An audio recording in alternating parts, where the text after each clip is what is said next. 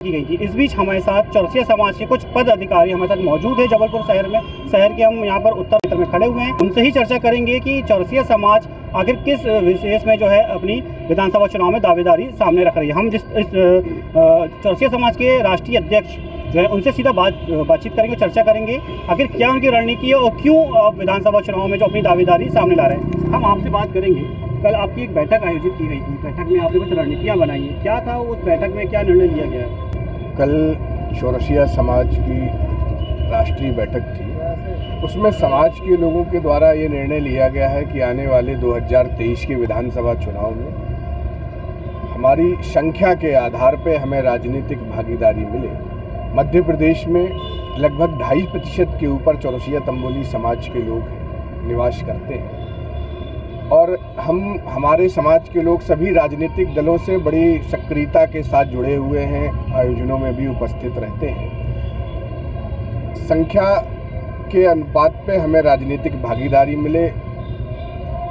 आज मध्य प्रदेश में विधानसभा के चुनाव फिर से आने वाले हैं। पूर्व में भी राजनीतिक दलों के द्वारा हमें हमारे समाज के लोगों को आश्वासन दिया जाता रहा है कि इस विधानसभा में 2018 की बात करें, उसमें भी आश्वासन दिया था कि हम आपके समाज के लोगों को विधानसभा टिकट देंगे, लड़ाएंगे। इस बार समाज के लोगों ने ये रणनीति बनाई है कि हम राजनीतिक दल के लोगों से अपने समाज की राजनीतिक भागीदारी की बात करें और सकारात्मक अगर रिजल्ट हमारे पक्ष में नहीं आता तो समाज ने यह भी कल प्रस्ताव एक पारित किया है कि हम अपने समाज के लोगों को निर्दलीय विधानसभा में प्रत्याशी उतारेंगे और जो दल देगा सम्मान चौरसिया समाज करेगा, इस बार उसे ही मतदान।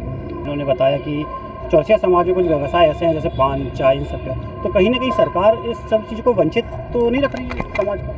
चौरसिया समाज जबलपुर की ओर से मैं प्रमोद चौरसिया बोल रहा हूँ, अध्यक्ष हूँ चौरसिया समाज का। चौरसिया समाज को आज से नहीं, मैं काफ़ी सालों से जब से होश संभाला मैं देख रहा हूँ, कहीं भी चौरसिया समाज के नेतृत्व की बात आती है तो हम लोगों को नकार दिया जाता है।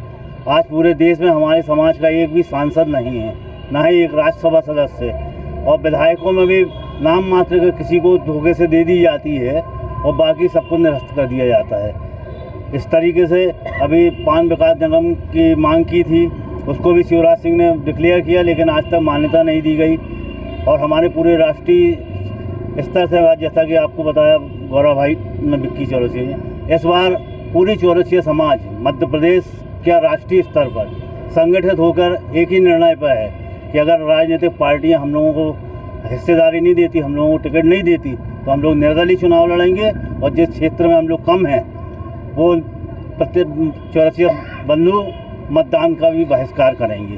क्योंकि चौरसिया समाज का बाहुल्य कुछ स्थानों पे हमारे क्षेत्र में है ही, और उसके अलावा हमारे जो कार्यकर्ता हैं, जो समाजजन हैं, उनमें से हमारे साथ में ऐसे लोग हैं जो कि काफ़ी अच्छी जगह रखते हैं, चाहे वो कांग्रेस हो चाहे बीजेपी हो। बीजेपी की तरफ ज़्यादा लोग हैं पर बहुत अच्छा स्थान रखते हैं, और अगर उनको मौका दिया जाता है तो निश्चित रूप से सफल होंगे।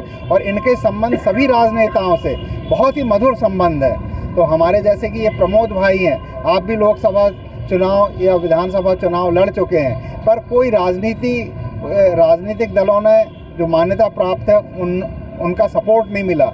और उसके बाद में भी हमारे जैसे दिनेश चौरसिया बतलाए, जो कि सिहोरा विधानसभा क्षेत्र से हैं, मझौली विधानसभा क्षेत्र से हैं, तो उनको भी कोई प्रमुखता नहीं दी गई, जबकि उनका काफ़ी नाम है। चौरसिया समाज में किस तरीके के व्यवसाय भी होते हैं, कुछ व्यवसाय भी जो खासतौर पर व्यवसाय हैं, और क्या व्यवस्थाएं इनकी चौरसिया समाज की? सर, जैसा कि आप जानते हैं कि हम लोग जो है पान के मुख्य व्यवसाय से जुड़े हुए हैं, जो कि आज किसी भी शहर में, देश के हर एक शहर में कम से कम 25 से 40 हज़ार काउंटर होते हैं। जिस प्रकार से अगर एक परिवार में 4 लोगों को जोड़े तो 1 लाख लोगों का रोजी रोटी में हम लोग मददगार हैं। अगर जिस तरीके से अगर हम बात करें कि अगर दोनों ही दल अगर आपको उसमें अगर उम्मीदवार नहीं बनाते हैं या दावेदारी नहीं देते हैं, तो आपकी आगे की रणनीति क्या रहेगी, मैं आपसे जानना चाहूँ क्या रणनीति रहेगी? क्योंकि अभी जानकारी ये भी मिली कि आप भोपाल में कुछ एक बड़ा प्रदर्शन करने के लिए भी तैयारी कर रहे हैं।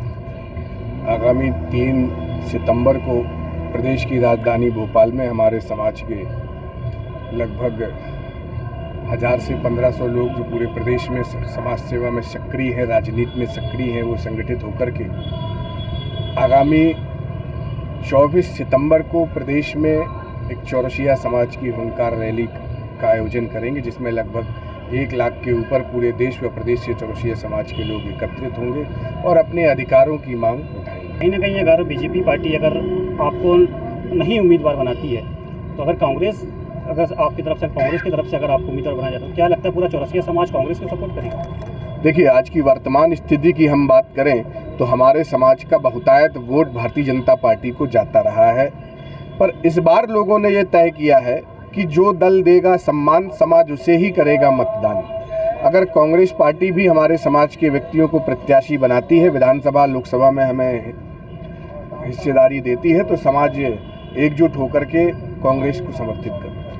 बिल्कुल, जिस तरीके से चौरसिया समाज की वो कहना है, अगर दोनों दल में से किसी भी दल का अगर उनको उम्मीदवार बनाती है, चौरसिया समाज से किसी भी एक उम्मीदवार, अगर जबलपुर की बात करें या प्रदेश की बात करें, प्रदेश में किसी भी जिले से अगर उम्मीदवार बनाती है, तो चौरसिया समाज के लोग उसी दल को सपोर्ट करेंगे और उसी दल को उम्मीदवार को जिताने की पूरी कोशिश करेंगे। तो कहीं ना कहीं साफ तौर पे देखा जा रहा है, जिस तरीके से चौरसिया समाज ने एक नई हुंकार छेड़ी है कि अगर इनको दावेदारी नहीं बनाया गया तो वो एक आने वाले समय में भोपाल में एक बड़ी प्रदर्शन की बात कर रहे हैं और दोनों दल से मुलाकात करके अपनी बात रखेंगे।